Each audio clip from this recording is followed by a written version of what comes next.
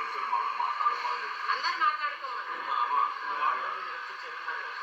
ఆ రోజు నుంచి నేను పైన ఉన్నాను సార్. నేను ఎవరితో మాట్లాడలేదు, ఎవరి దగ్గర రావట్లేదు, కనీసం సంఘంలో కూడా ఎవరితో నేను మాట్లాడట్లేదు. మీరు చేస్తామన్నారని చెప్పినారు. నేను పైన ఉన్నాను. ఈరోజు పొద్దున వాళ్ళు వచ్చేసినారు. వచ్చి మాకు మేము వచ్చి పైకి పాట పాడుతున్నాను.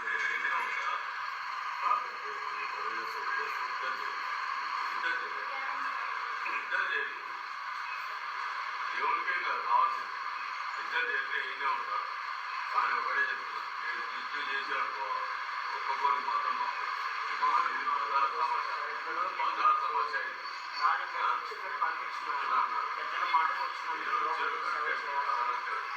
నేనేమంటే లాస్ట్కి వచ్చేకల్లా బాగా సమస్యకు వస్తుంది. తర్వాత ఇబ్బంది పడుతుంది. అమ్మ కూడా చెప్పింది, అమ్మా ఏమన్నా మీరు చెయ్యొద్దన్నారు, మేము అట్లే ఉన్నాం కదా, ఆగినాం అంతే మేము. ఆదివారం కాబట్టి చేసేది అంటే మా వాళ్ళే చేస్తారు, ఎవరు చేయరు. వెళ్ళనా తాత వాక్యం చెప్పాలన్నా, పల్లీరు వాలి వాక్యం చెప్పాలి. ఓకే, సంతోషం. అయితే ఒక నేరేడు చెట్ల సేవకుడు వస్తున్నాడు అన్న, ఆయనగానే వాడుతున్నాం. ఇది ఎన్నొద్దు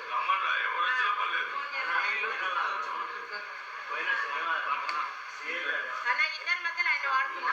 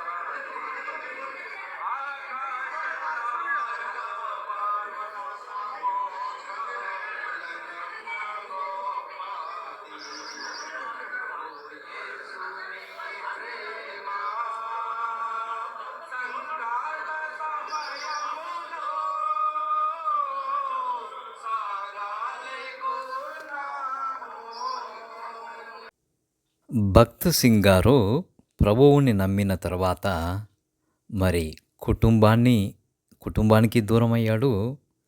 వారి పిత్రార్జితానికి, వారి ఆస్తిపాస్తులకి దూరమయ్యాడు. ఈ రోజుల్లో పంజాబ్లో చాలామంది సిక్కు క్రైస్తవులు ఉన్నారు. కానీ నాటి దినాలలో ప్రభువుని అంగీకరిస్తే ఇంటి నుంచి వెలివేసేవారు, సమాజం నుంచి వెలివేసేవారు, ఇంటి నుంచి గెంటేసేవారు.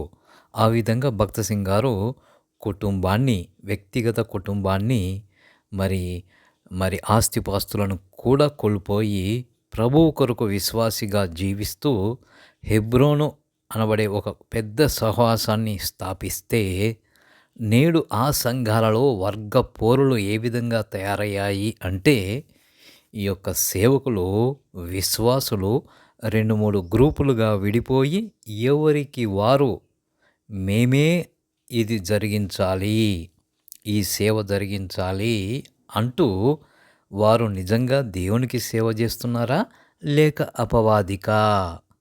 పెద్ద ప్రశ్న. ఇక్కడ ఒక వర్గం వారు ప్రార్థనలు మొదలుపెడితే మరో వర్గం వారు వచ్చి ఆపుతూ ఉన్నారు. వారు ఒకవైపున పోట్లాడుకుంటూనే మరోవైపున పాటలు పాడుతూ ఉన్నారు. పాటలు పాడేవారు పాటలు పాడుతున్నారు, పోట్లాడేవారు పోట్లాడుకుంటూ ఉన్నారు, గోల చేసేవారు గోల చేస్తూ ఉన్నారు. ఎవరి పని వారు చేస్తూ ఉన్నారు. ఆ పైన ఫ్యానులు కూడా తమ పని తాము చేస్తున్నాయి. కనీసం ఆ ఫ్యానుల వలన కాస్తంత ఉపశమనం కలుగుతుంది గాలి వీచి.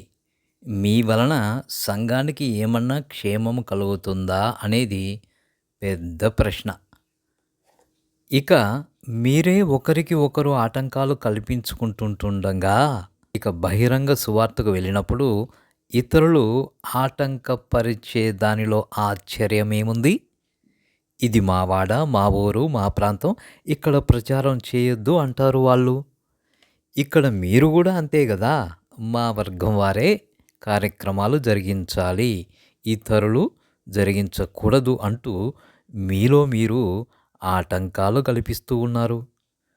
ఇప్పుడు మీరు చేసే పని ముందు ఇతరులు చేసే ఆటంకాలు చిన్నవిగా అయిపోయాయి. మీది పెద్ద గీత, వారిది చిన్న గీత అయిపోయింది.